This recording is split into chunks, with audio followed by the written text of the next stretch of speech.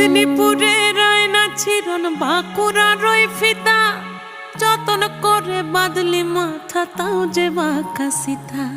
মেদিনীপুরে রায়না চিরন বাঁকুড়া রই ফিতা আর যতন করে বাঁধলি মাথা তাও যে বাঁকা সিতা।